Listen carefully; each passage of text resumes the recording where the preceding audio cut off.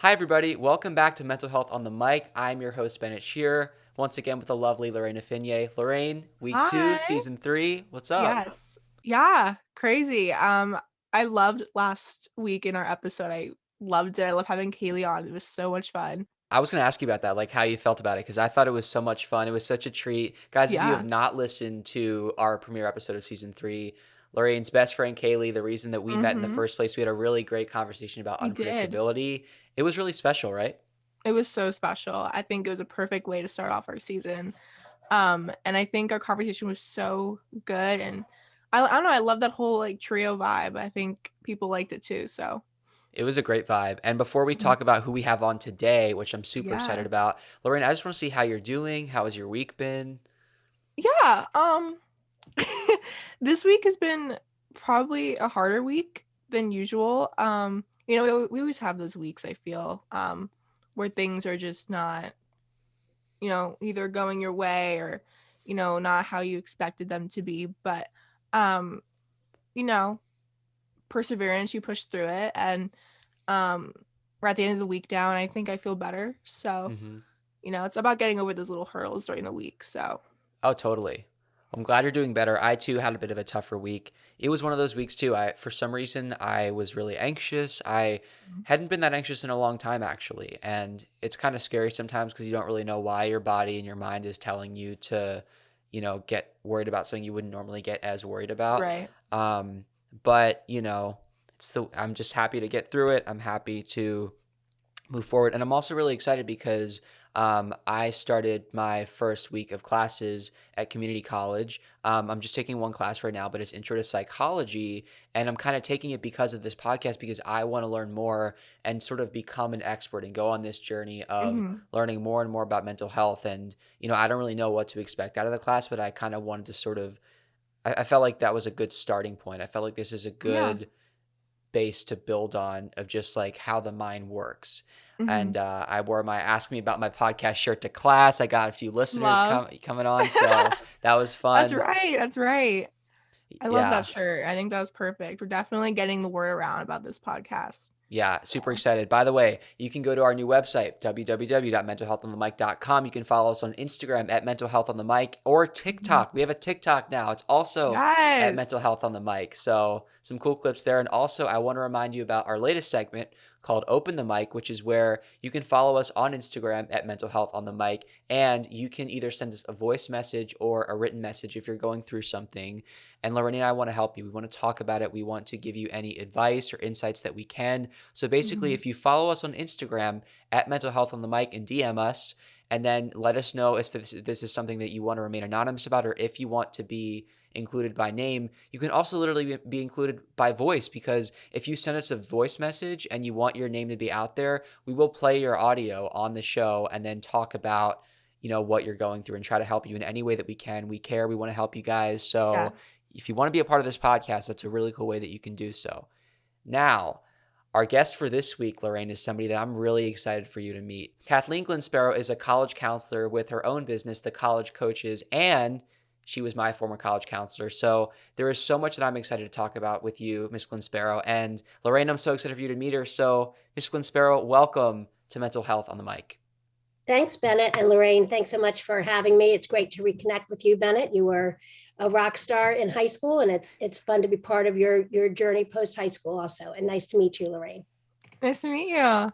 Well, thank you so much for being on our show once again. And I wanted you to kind of introduce yourself, talk a little bit more about how you and I know each other, and then college coaches. Absolutely. So I've spent my entire career in education, and I began teaching high school English and absolutely adored it. And then I kind of fell into college counseling. I was asked to apply for the job at St. Andrew's Episcopal School years ago as director of college counseling. It's right here in Potomac, Maryland. And I said, well, I don't know anything about colleges. And they said, well, you can write and you can talk and you can work with kids. You can learn the college piece. So I jumped in there. And then that's kind of how my career began in college counseling. Then I moved to Stone Ridge School of the Sacred Heart in Bethesda, where I was English department chair and college counselor as well. And fun fact, my daughter went there as well. She just graduated from Duke and is teaching high school English in Durham.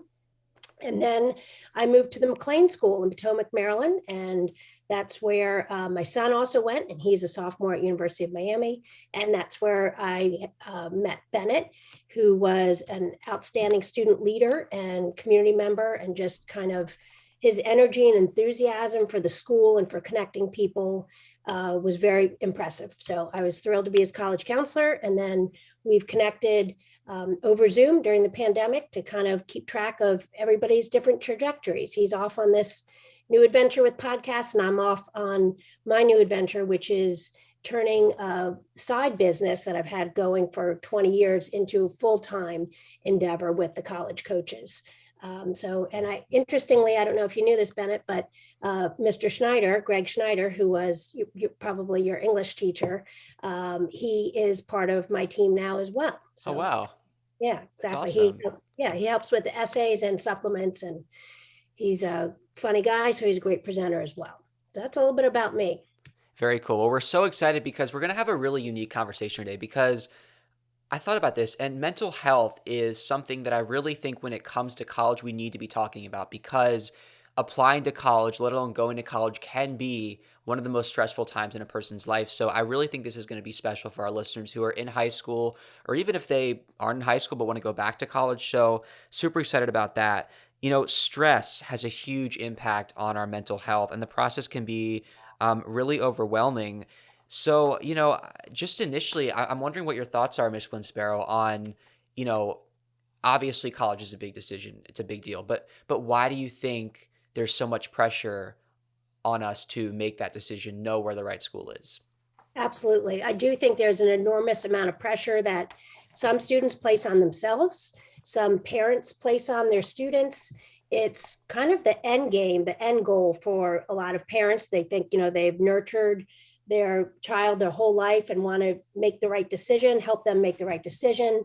And students want to do right by themselves. They're at a point where they're ready to make decisions independently, but they also recognize that it's a big decision, and it often comes with big financial considerations as well. So I think particularly in the DMV area, we have a very intense atmosphere of achievement, where there's a lot of fixation on, highly, what they now call highly rejective schools, which I think is kind of a funny term instead of highly selective. And people get wrapped up in names and apply to the same schools, whereas you can get fantastic education at many, many other colleges. For example, there's colleges that change lives. You can read about that on ctcl.org. And that talks about 40 colleges about in the US that just take students where they are and catapult them to the next level through terrific interaction with professors and signature programs. And those kind of schools are not necessarily on everybody's mind. The last thing I'll say on that is there's also a book by Frank Bruno called Where You Go Is Not Who You Are. And it includes some outstanding examples of successful people. We all define success differently. My definition of success is happy and healthy and doing what you love. But successful people who didn't go to college at all, or they chose a very circuitous path, or they went to a college that wasn't a fancy name and have led wonderful, happy lives. Lorraine, I'm wondering if you have any thoughts, because obviously, like, once again, this is a process you're going through right now, and there's so many schools to choose from. I'm wondering what you think about what Miss Glynn-Sparrow is saying about just how there really is such a wide selection of paths for college students to take. Yeah, and I can totally agree about the whole, the stress of the name, and that everyone focuses on that. And for me, I'm still building my list for colleges. And I find it very challenging because, there's so much I don't know what the right word is, but, everyone knows the name of these really, colleges, and it's very overwhelming, I think, because you feel like sometimes your success is based upon if you even get accepted to those schools, and then if you go. And so, but what you've said in those resources, I'm definitely going to take a look at, because I definitely want to expand my list, but also know that those aren't the only option. and that, there's amazing schools that people just don't really discuss that are available too. So I'm definitely going to take a look at those because I'm in the process of making my list and trying to figure all that out. Yeah, so again, Miss Glynn-Sparrow, until just a few years ago, you were working in high schools, and so you saw your students daily, which is a little different than what you're doing now. But getting back into mental health a little bit, I'm curious. Have you seen a trend recently, even with what you're doing now with college coaches? I would say it's easy to say that in the last couple of years, we've really heard a lot more about mental health. So have you seen a trend in the schools where there is that higher level of anxiety, pressure, things that are affecting students' mental health? Absolutely. Unfortunately, the pandemic exacerbated a lot of that with the uncertainty. And for students who already struggle with issues of anxiety and depression, it can exacerbate that. So yes, I've seen a lot of mental health challenges, and it's understandable. I mean, everything every day is what's going to happen next, and that high school is a challenge enough. And then if you add in the pandemic with it, it's a lot. Also, with the absence of extracurriculars, that's such an important outlet for students, whether it's going to the sports practice after school for 2 hours and working out all the daily stress, or playing your musical instrument, or getting up on stage or painting. Whatever your thing is, that release was taken away for quite some time. I also think that a lot of students are worried about the fact that, okay, I couldn't do extracurriculars. My grades have not been indicative of my ability during the pandemic because virtual learning was just not efficient or effective for me. How is that going to impact college? So that's adding another layer of stress. But what I can say to that is I've been on a lot of webinars with college reps and college counselors talking about this very thing. And the reps say, look, we're living through this pandemic too. We get it. We know you couldn't be in the play or have your soccer season or have your piano recital. It's happening to them too. So they're very understanding about that. And what they're doing is shifting away from the emphasis on testing. I'm sure you've heard about the test optional movement, away from testing, away from heightened extracurriculars, and more on the student, more on the essay, teacher recs. Interviews are coming back into play because Zoom makes it much more efficient and attainable. So I think it's added a lot of stress. The good news, I think there is good news in this, is that colleges are very, very much aware of this. They know what's happening with their current students with the pandemic. So many schools are improving and enhancing and adding to their mental health resources on campus and making it much more attainable and for students. So I think that is a bit of good news that's coming out of this process for current college students and those who are in high school heading to college. Yeah. Lorraine, I'm wondering, experiencing that right now, being in school, and, you've talked on the show before about what it's like to go to school during a pandemic, but with everything Miss Glynn-Sparrow said and everything that you can attest to as a high school student, I'm wondering if you could talk a little bit more about just what you feel like as far as how that has affected you and where you're looking when you think about the future. Yeah, so unfortunately the whole pandemic started when I was in my freshman year. So that was rough. I had a normal first start, and then next thing you know, we were, out of school for 2 weeks, and it became the rest of the year. And then so it was a difficult time. And then I started my sophomore year remote, which was rough because I was starting my first AP class, and remote was just very difficult for me. Just to adjust to an AP class and let alone be remote during that was very difficult. But it is good to know because I really felt throughout that whole thing that a lot of my things I love to do, I wasn't able to do anymore. I'm a very club sport mix. I do drama, but I also do softball, and then I do environmental club. I had so much going. And so having that stripped away was hard for my mental health, but also made me stressed. I was like, well, if I'm applying to colleges, I had all this stuff, and now some of that was taken away for months on end. And I was like, what are colleges going to think? And, do I have enough? But it's really good to hear that, they are understanding of the whole circumstance of the pandemic. And what they're gearing towards now. And I've always been a person who had all of my eggs in different baskets. Like I had a variety of different clubs that I was doing, or a variety of, sports, and I loved it all. And so this year, luckily, we resumed many of them. So I'm able to do them, which has definitely helped my mental health, because junior year is a very stressful year. So I'm very happy to have those with me too, so I can, help with that. But yeah, I'm as much as I'm stressed out about the whole, preparing and, picking colleges, I'm also really excited for the whole experience, because I know that eventually I'll find my place. And I'm really excited about it all. Yeah, actually, I just thought of that. Junior year, Miss Glynn-Sparrow, that's always the year, right, that everybody says is the big one. And Lorraine, that's what you're in right now. But what would you say to 11th graders who might be feeling like there's so much pressure right now? I imagine it's also more about the overall high school experience, not just that one year. Yes, I think junior year is infamous for a good reason. That's typically the time when students start to increase academic rigor where appropriate, like Lorraine mentioned, taking on AP classes, which is quite a challenge, even more so during the pandemic.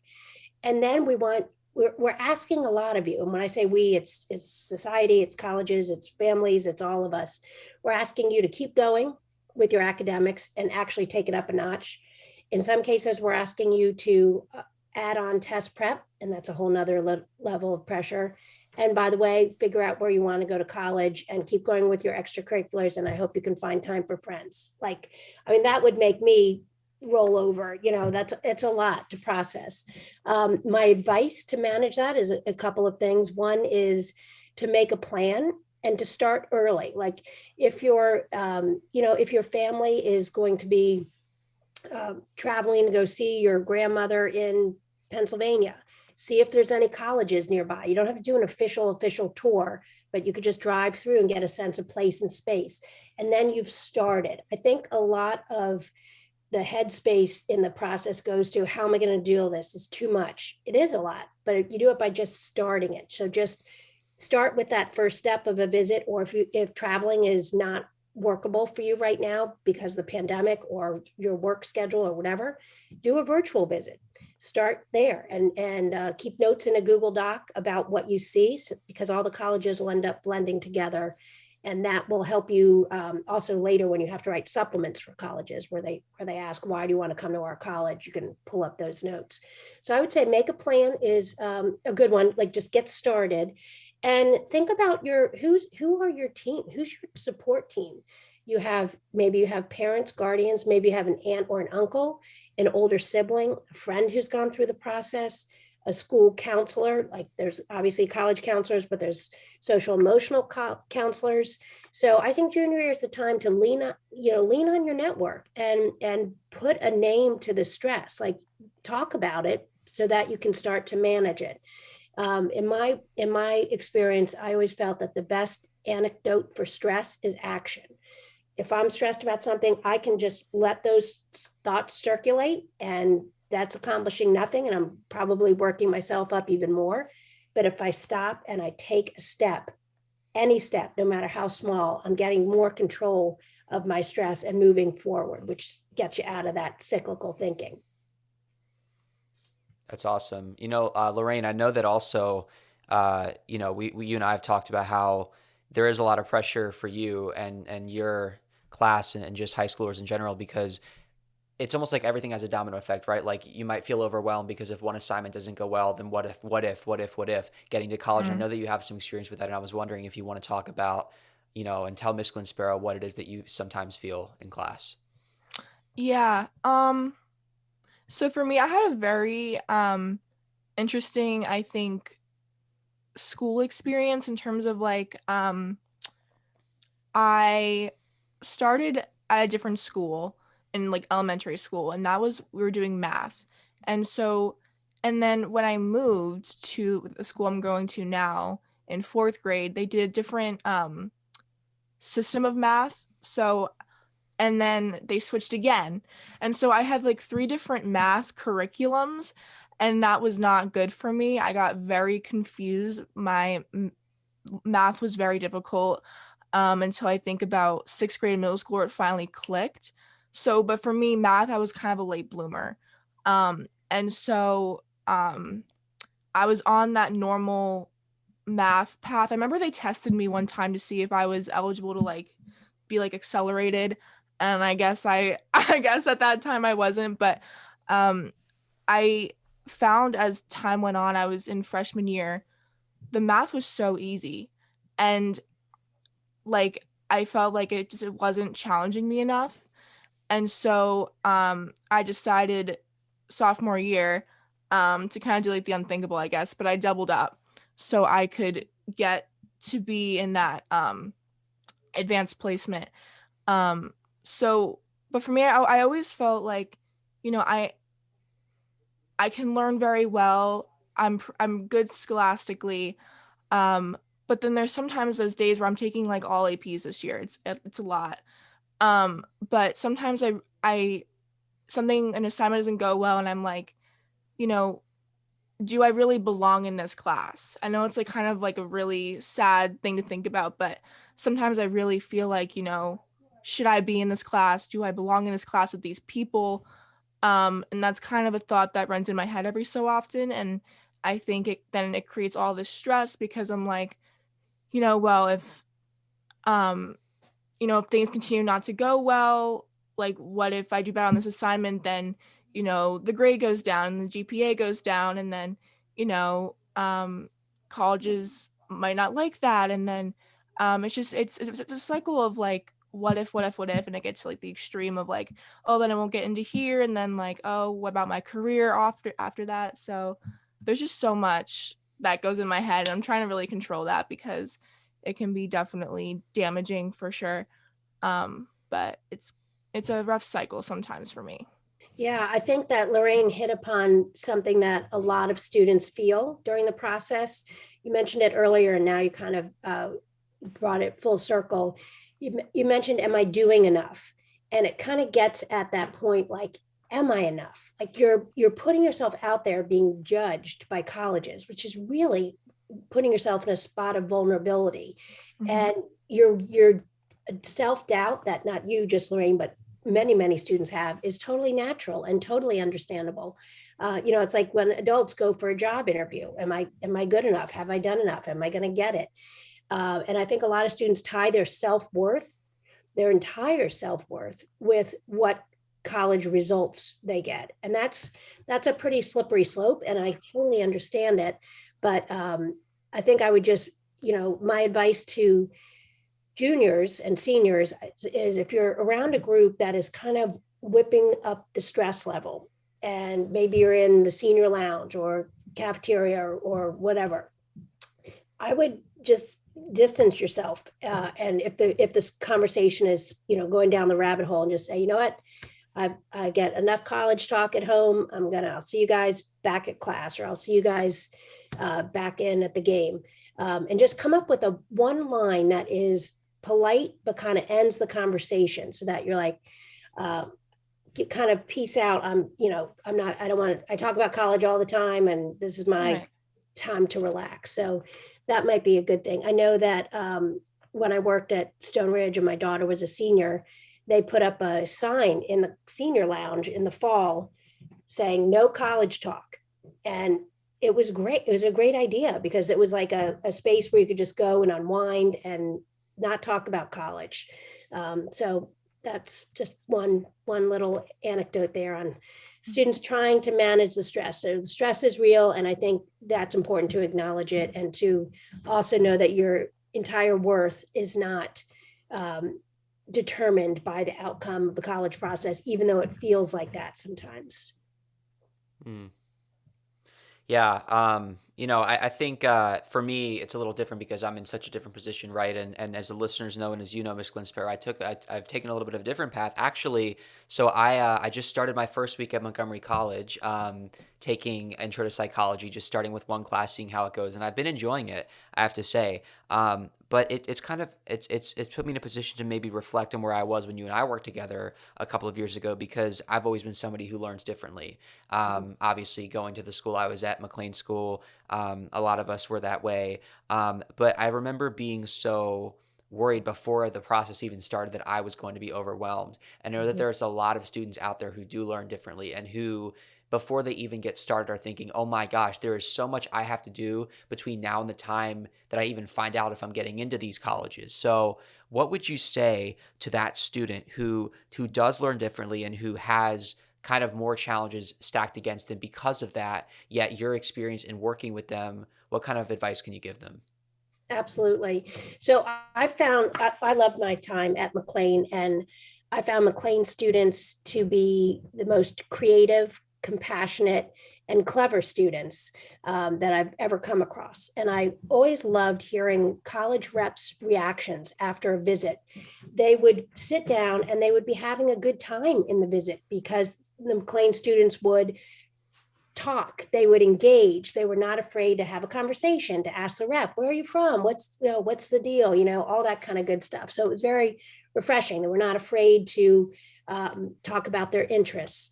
And I think my advice for students who have learning style differences or anxiety or are on the spectrum or have some kind of challenge that they are facing right now in high school, to know, like, look what you've done already. Like you've already handled so much in the formative years that you can do this. You can absolutely do this. So I would celebrate that. And then I would think about, what supports do I need in college? Do I have extended time now? Do I think I need that in college? Do I need a note taker or audio audiobooks? What is it that I need? And then talk to your college counselor or do your own research about what colleges have the kind of supports that you need. Some colleges have outstanding programs and are really known for that support, and others are less known for that support. So I would say check in with your college counselor, but think about what you need and also recognize that your needs may change. It may be that when you get to college, you don't need this anymore, but this is pretty helpful. So I think focus on the gifts and strengths that have helped you shine in the classroom and out of the classroom, and use those to highlight your talents in the process. Awesome.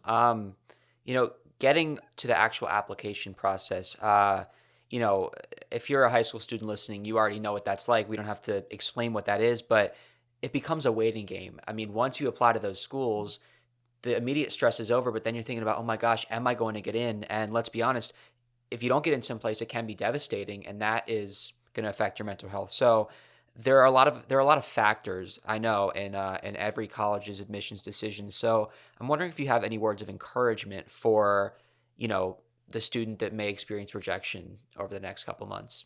Yes. So I would explain too that the process is different every year. It's hard to predict. So there's going to be some surprises, some good, some not so good. And I would also think about the fact that there's choice. You still have a choice. If you don't get into where you want to get in, that's not the end game. There are colleges that are still accepting applications, and these are not lousy schools that you wouldn't go to. It's schools that they didn't make their yield, that they didn't expect that 10 kids they thought 10 kids would say yes to the offers of acceptance and 8 did. So now they have 2 extra spots. You can also start at a college and see if you like it. And if you don't, you can transfer. Oftentimes it can be easier to get in as a sophomore. Or maybe you're just thinking about the whole college process is just way too much. You're burnt out from school, you're burnt out from the pandemic. You can do a gap year. And my advice for that is to still apply to colleges with your peers at the same time, because you've got the support of your peers and the college counselors helping you. And then you can do what's called defer, which you ask a college to hold your spot for a year. And then you can do a gap program. Colleges respect gap programs. The way the reps explained to me is nobody comes back from a gap year less mature or less aware of who they are. So there's a whole gap year association, which has a host of programs students can check out.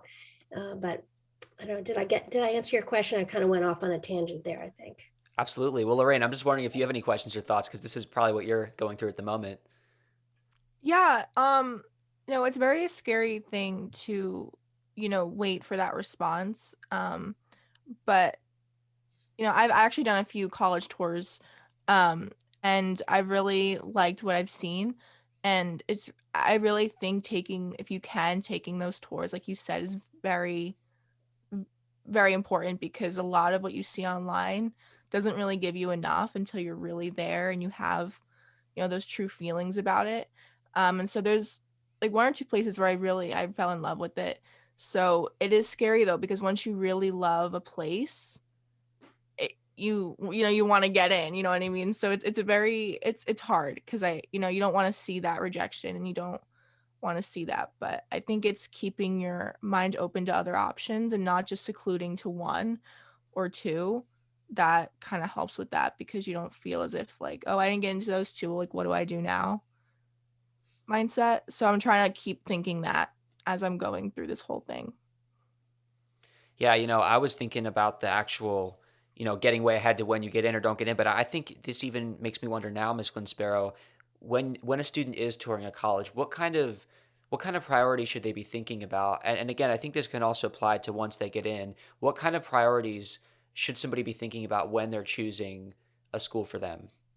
Absolutely. Well, Lorraine hit upon something that's very important, the feeling you get when you're on campus. And it sounds very unscientific, but the gut feeling you get is important. Like, can you picture yourself here? Do you like the vibe?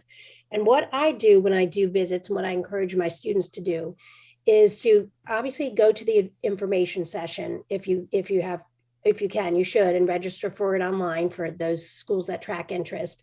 But then go beyond that, because everything in the admission session is very planned out and scripted.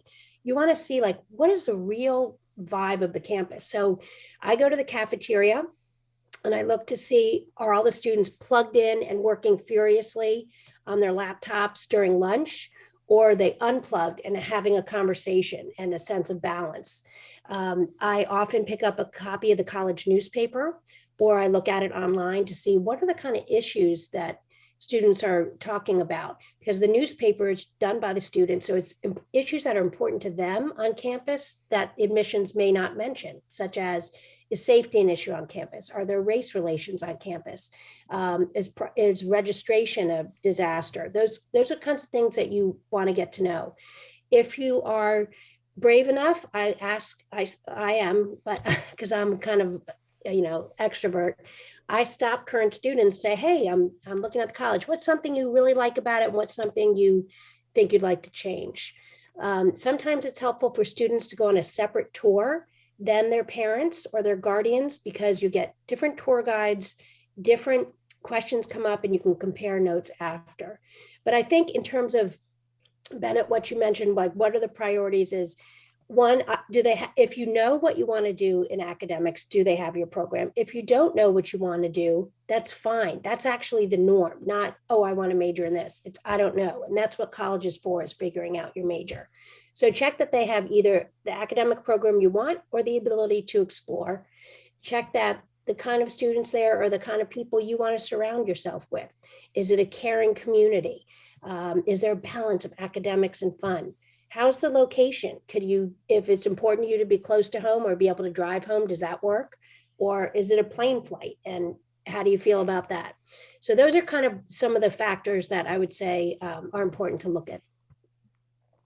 Gotcha. Now, getting back to the application process, on a more positive note, once students do get into a school, and these are all schools that they have enjoyed, they went on that tour, they liked it. Now, what kind of things do they need to be thinking about as they are actually deciding where they are going to spend the next 4 years of their life?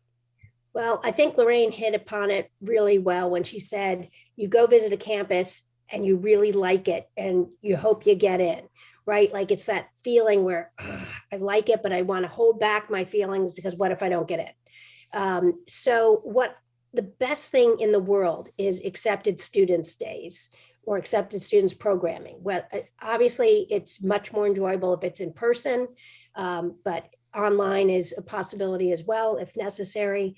Those days you're already in, so you can allow yourself to like the school, and you can allow yourself to think about it more critically than you may have done on that initial visit. I think on those visits, you hold the cards because you've been accepted. So think about what do you need to feel good about a decision? Would having lunch with a student from the DC area help you to ask about how's it feel going here?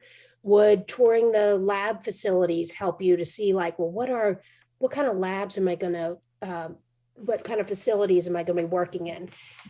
So it's kind of about space and place and does this feel right? And again, we go back to that gut, which is really important. Like you kind of know it's similar to also probably when you were thinking about high schools, like maybe you shadowed at a high school or maybe your high school was kind of predetermined for you, but how did you feel? How did you find your people in high school and things that interest you?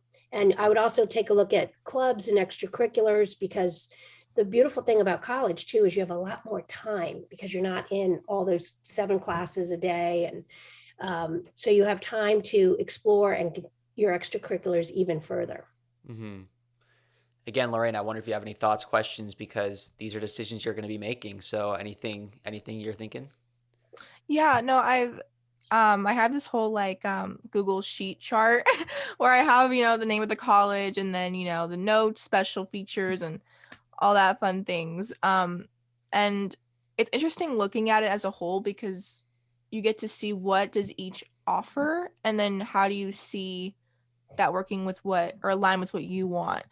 And so for me, I'm in a small school, and so for me, I really want a place where there's more to just the school. Like there's something outside the school, like in a semi like good populated area.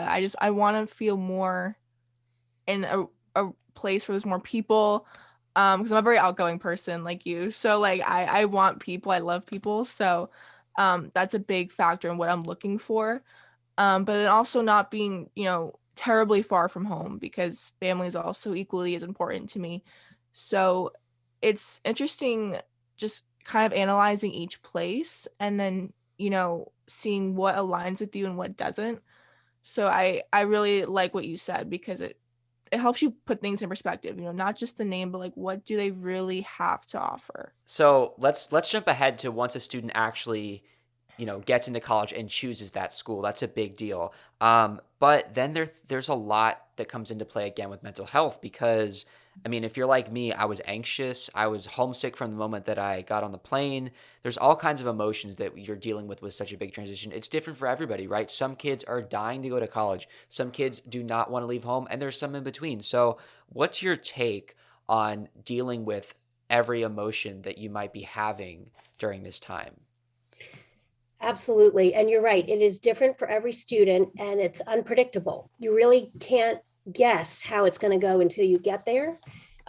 So what I would encourage, first of all, for students who are anxious and already know that and already struggle with that, which is many, many students, if you have a support here, whether that's a family member or whether it's a therapist that could possibly Zoom with you, have a plan in place. Like I'm going to go to my first semester.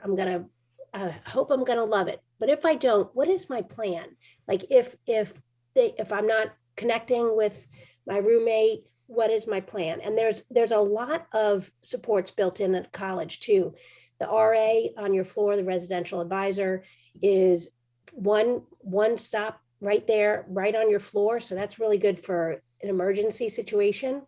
Or just a non-emergency where you're like, my roommate's driving me crazy with this, that, and the other thing. I don't know if I should switch roommates or what. The RAs are not just random people. They've been trained and they know what resources are available on campus. And I think that's important. A lot of college students don't know, okay, maybe there's support, but I don't know how to access it. I don't know how to get it. So I would look into those kinds of things and make sure that, like everything is normal. Everything you're feeling is normal. If you're feeling dislodged and like this is probably not a good fit, you're uprooting yourself and beginning a whole new journey in a new place with new people, new friends. So I would say give yourself time. A lot of students want to transfer before Thanksgiving. And it's fascinating. After Thanksgiving, they go back and they're like Bennett signed, take a deep breath. They take a deep breath and they're like, okay, I can do this. I don't have 10 friends yet, like I did in high school, but I have one or two that I really like. And I'm going to try and join that club. I was too overwhelmed when I first came here, but I'm going to try. I can always not go to it. So I think connecting is important. I think the only mistake that some students make, and I understand why, is to just kind of isolate themselves. And you can't get help and you can't get happy if you're just alone in your dorm room. So you got to make yourself get out, either have your roommate and say, let's go grab lunch, or knock on a door down the hall and say, introduce yourself and go grab coffee or something, because everybody's in the same boat. Everybody wants to meet new people. So if you can just put yourself out there, I think the rewards are pretty huge. Yeah, I was somebody who dealt with a lot of social anxiety, and for some reason, my first semester I had an easier time dealing with that and talking to people, trying to meet people when I was at my first school before my path kind of went in all sorts of directions. And then coming back second semester, I isolated, and it was weird because it was right before COVID when we all were forced to isolate. And looking back, I'm like, man, I really wish I didn't. So I think unfortunately for someone like me, where it was almost kind of easier said than done at that Mhm. point to go and make the effort, I do think that there are, as easy as it is to think that there are mostly people who are extroverted, who are going to put themselves out there. I imagine too that, we could also speak to students who, like myself, might have had extra social anxiety. And like, are there any particular tips you might have for somebody who it really is a challenge to just go and knock on that door or go and say hi to someone? Yeah, I agree. And it colleges for everyone. And sometimes, yeah, extroverts have it easier in the very beginning.